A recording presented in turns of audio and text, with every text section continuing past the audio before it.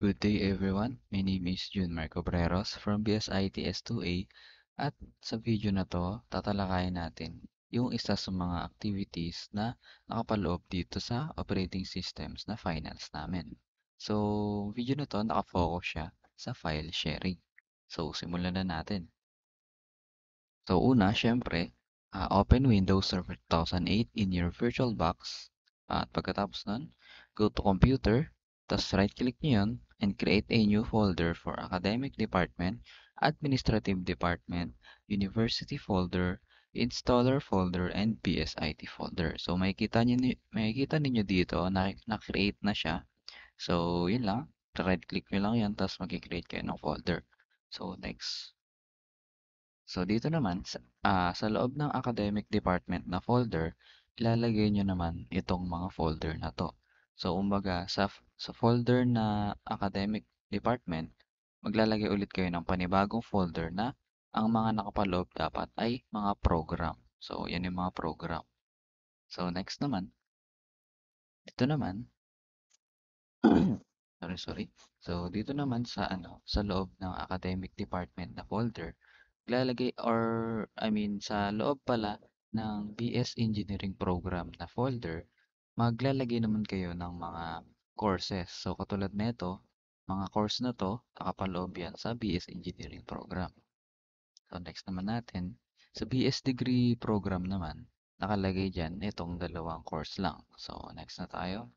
Ganun lang ulit. Sa BTVT naman, kikreate lang ulit kayo ng mga folders na courses to na nakapaloob sa program na BTVT. So next, ito naman, sa BET program naman, ayan din yung mga nakapaloob na mga folder or mga courses. So yun, next na agad. Dito naman tayo sa Administrative Department. So sa loob ng Administrative Department na folder, doon dapat or ito dapat ang makikita dito sa loob ng administrative. So merong directors, finance, human, library, records at iba pa. So next na natin.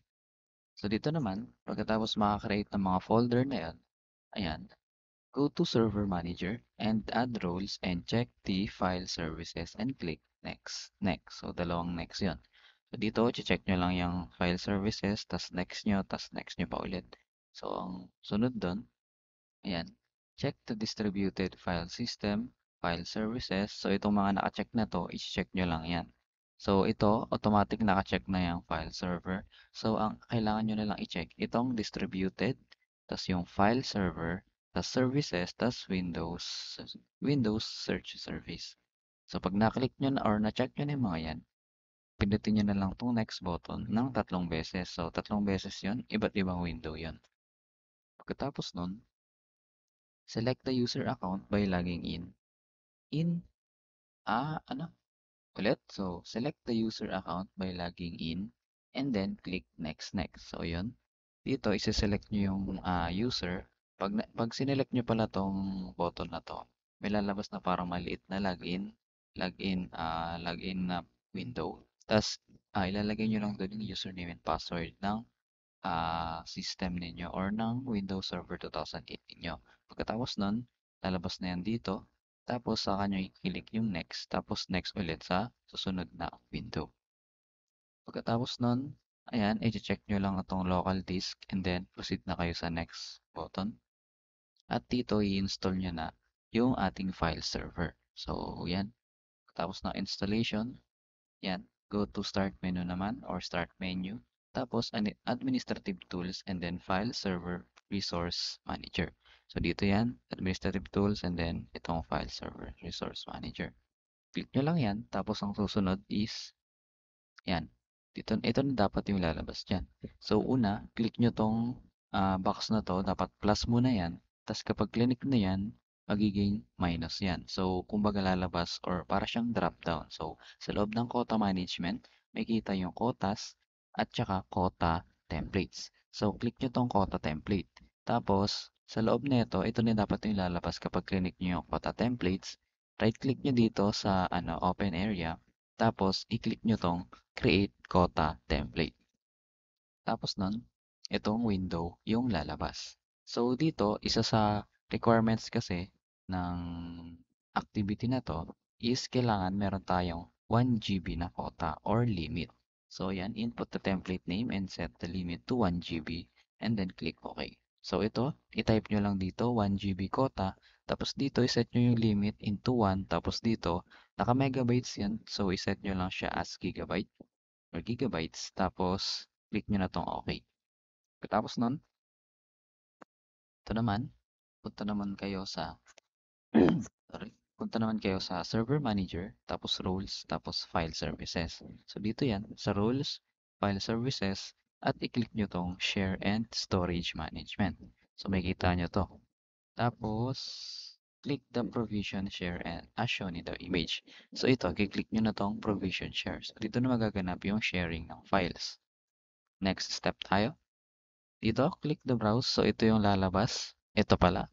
Ito yung lalabas na window. So, i-click nyo lang tong browse na to at lalabas tong maliit na window na to. So, kada click nyo ng browse, dapat ise-select nyo lahat ng folder na create natin kanina doon sa previous. So, yun lang. Ulit-ulitin nyo lang yun. Ulit-ulitin nyo lang sa pagpindot ng provision share. Tapos, ibabrowse nyo yung file path ng mga folder na yon. Example is ito, academic department. I-click nyo yan. Tapos, pagka-click nyo, okay nyo. Tapos, puro next lang to. I-configure nyo siya. Pagkatapos nyo ma-configure yun, click nyo ulit yung provision share. Tapos, panibagong browse ulit at pindutin nyo naman yung administrative. Tapos, sunod nun, yung bet naman. Tapos, BS hanggang ma-select nyo lahat ng folder. Pagkatapos nun, ito naman, after adding all the folders using the provision share, we should see the exact folder names at the bottom part of the page as shown in the image. So ito yung tinutukoy ko dito. Kapag na-add nyo na lahat ng folder na yon dito sa Share and Storage Management, dapat may kita nyo na yan dito at nakacheck yan dapat lahat. So ayan yan.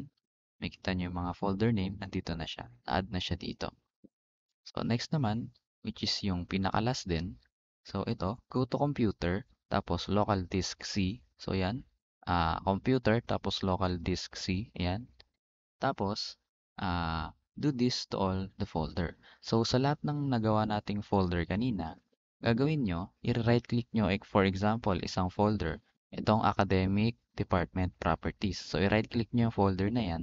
Tapos, may lalabas pa na ito, right click the folder. Click sharing tab. So, ito yan, may mga tab dito. Click nyo yung sharing tab. Tapos, click the share button. And then, set the domain users. So, ito yon. Kapag na-click nyo na yung share button, may lalabas na ganitong window. Tapos, dito sa domain users, i-click nyo yan. Tapos, may lalabas na maliit na window na ganito. At i-check nyo tong read and write. Kapag naman nag-right click kayo sa ibang folder, tapos wala kayong nakitang domain users, ang gagawin nyo lang, i-type nyo dito sa text box na to ay domain users. Tapos, saka nyo pinutin tong add button. So, ang magiging kalalabasan nun, pag na-add na siya, malalagay siya dito. Pero usually, magiging read lang yan. So, ang gagawin mo, i-click mo lang ulit tong domain users tapos iset mo sa read and write. So, yun. Repeat nyo lang yun sa lahat ng folders. Tapos, ayun na, masiset na natin lahat ng file or lahat ng folders or file na lahat ng file na yon is kayang makaread and write ng mga users or gamit ng ulit. So, ibig ko sabihin, lahat ng folders na yon masiset na natin sa lahat ng domain users na kaya na nilang makapag-read and write sa lahat ng folders na yon. So, yun. Doon na nagtatapos tong tutorial na to tungkol sa file sharing. Thank you sa panonood and God bless. Bye-bye.